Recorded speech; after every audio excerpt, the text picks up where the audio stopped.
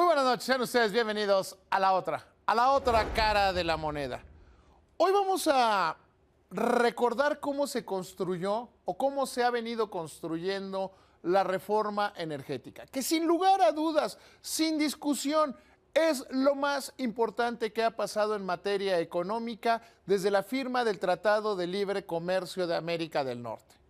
Si usted tiene suficiente edad para recordar o si usted ha visto los libros de historia recientes, sabrá que cuando México toma la decisión de firmar el Tratado de Libre Comercio de América del Norte, cambió radicalmente sus estructuras económicas. Dejamos de ser uno de los países más cerrados del mundo a ser hoy una de las naciones que tienen el mayor grado de apertura. ¿Qué significó esto para los mexicanos? Bueno, significó una disminución de la inflación. Hoy de repente todavía vemos que cuando hay presiones de acaparamiento, presiones en materia de precios, la decisión del gobierno mexicano es ampliar los flujos de importaciones y eso ayuda a controlar los precios. Al tener controlada la inflación, tenemos controlada de una u otra manera el impuesto más nocivo y más peligroso para los mexicanos.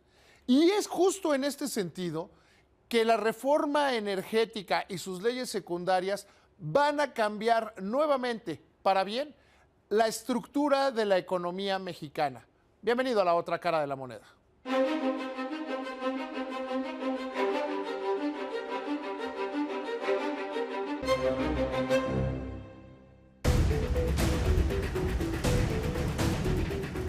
El tema del petróleo e hidrocarburos era considerado un tabú en el siglo pasado hasta que se implementó la reforma energética y con esto las leyes secundarias con 4 ejes principales.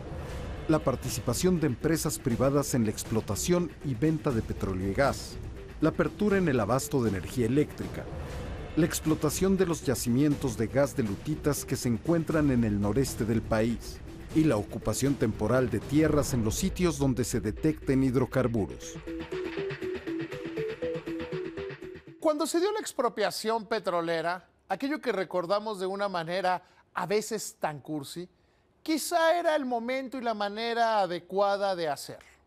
Quizá en el México de 1930, en esa década, era momento de hacer una expropiación o de tomar el control de la industria petrolera.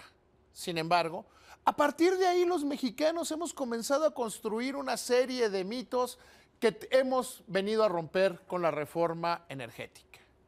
Se hablaba de la soberanía energética, se hablaba de cosas que nunca en el texto constitucional fueron puestas por el presidente Lázaro Cárdenas.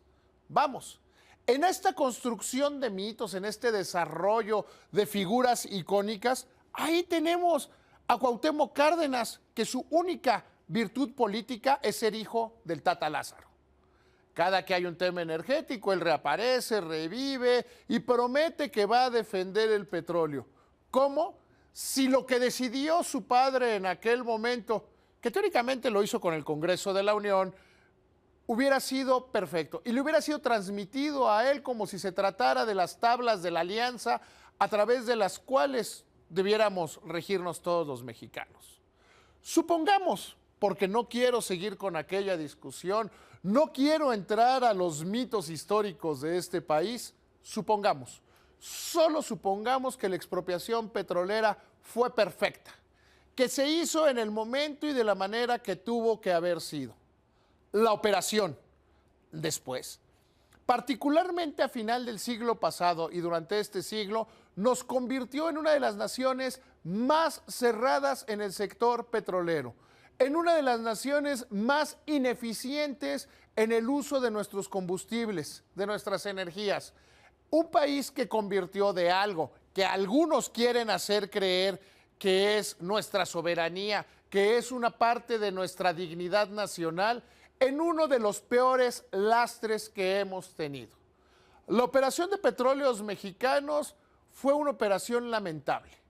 Jamás operó como una empresa. Era, en algunas épocas, el tapahuecos, por decirlo de alguna manera gráfica, de las finanzas públicas. Como había dinero del petróleo, el gobierno no se esforzaba en tener una buena política fiscal. sabía que del dinero de Pemex saldría todo. ¿Eso qué generó? Que Pemex no se desarrollara, que Pemex no fuera eficiente y peor aún, que crecieran algunas deformaciones como su sindicato que lo convierten en un lastre nacional. Petróleos Mexicanos, pudiendo haber sido una de las más grandes empresas, se comenzó a atorar una y otra vez en las mismas piedras. Quienes tratan de defender a esta empresa propiedad del Estado dicen, bueno, la carga fiscal, bueno, las obligaciones que les pone el gobierno, bueno, nunca la dejaron operar como empresa.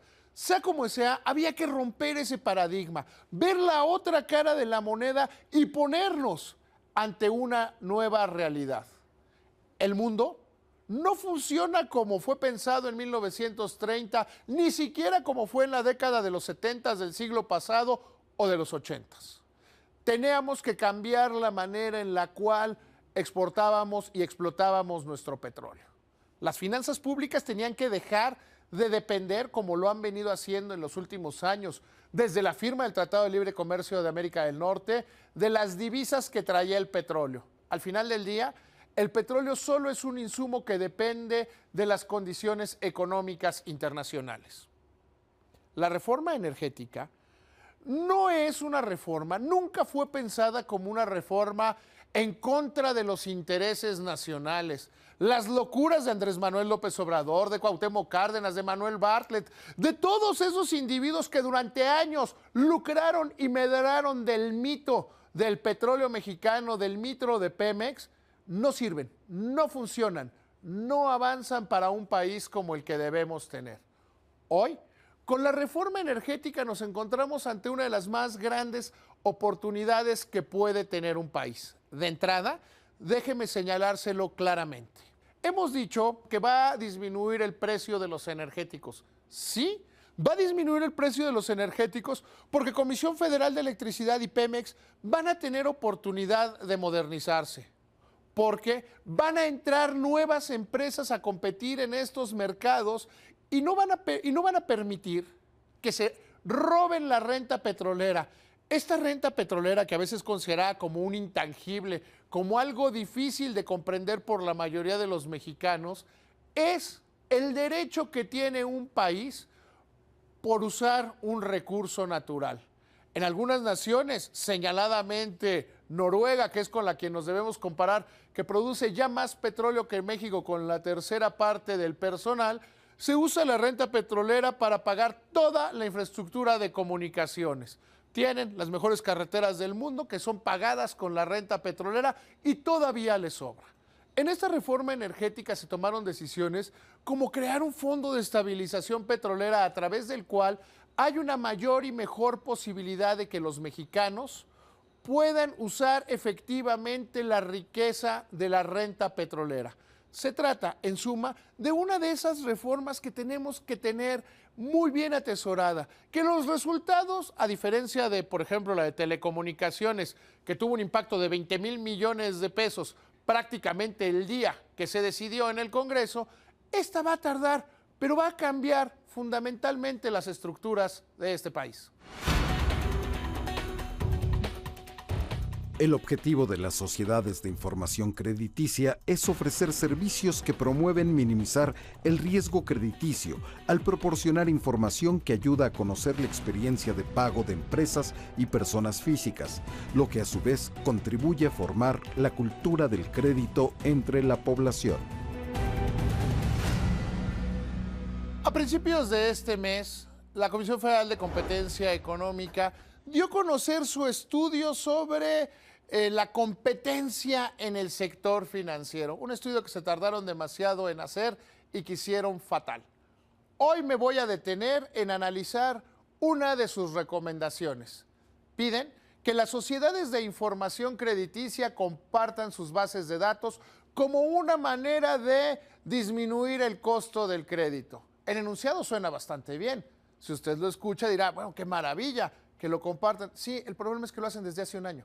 Hace un año las dos sociedades de operación crediticia que operan en este país, Círculo de Crédito y Buró de Crédito, comparten totalmente sus bases de información. ¿A qué nos lleva? hacerle entender a la Comisión Federal de Competencia Económica que forman parte de la gran mayoría de los mexicanos, que tienen una gran incultura financiera.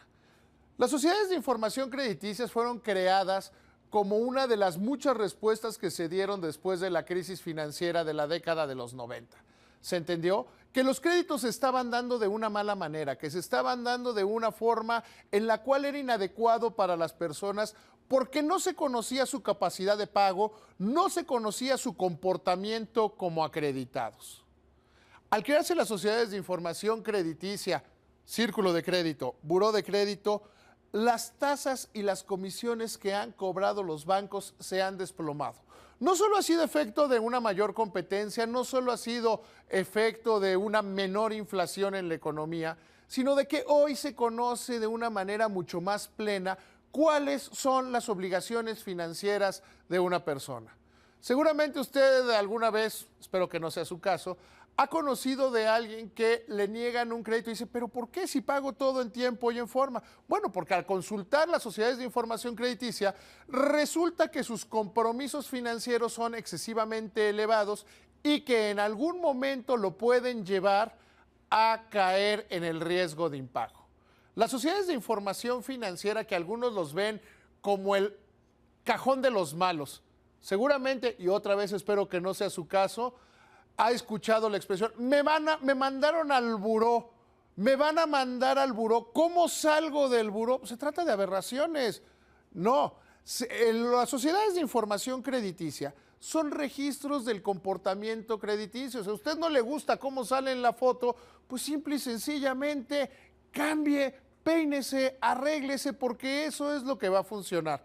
Cuando la Comisión Federal de Competencia Económica dijo que las sociedades de información crediticia debían intercambiar su información, insisto, tenía razón. Sin embargo, se trata de un postulado viejo, de un postulado de hace un año.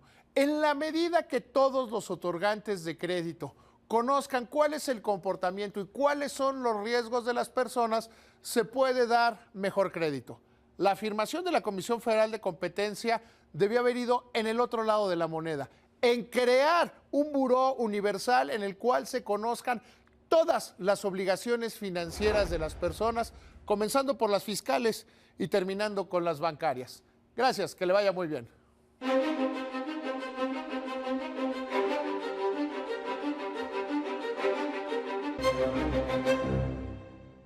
En los próximos años, México se convertirá en un gran productor de autos de superlujo, ya que las tres alemanas más importantes de este segmento a nivel mundial producirán en territorio mexicano. Además de que otras marcas premium americanas ya producen desde hace algunos años en México, entre ellas Lincoln y Cadillac. Y el próximo año iniciará producción Audi y en los siguientes Mercedes-Benz e Infiniti. Y la otra gran noticia es que en breve llegarán otras marcas, pero de China. Una de ellas es FAW, la cual tiene toda la intención de instalarse en Ciudad Sagún, justo donde ya se producen camiones de la marca FAW desde hace más de 7 años, bajo el cobijo de la marca mexicana Jian Motors. Por supuesto que escucharán las ofertas de otras entidades del país, como ya ha sucedido, y será mediante una coinversión entre la propia marca china y empresarios mexicanos. Uno de ellos, de hecho, es uno de los empresarios más ricos de este planeta.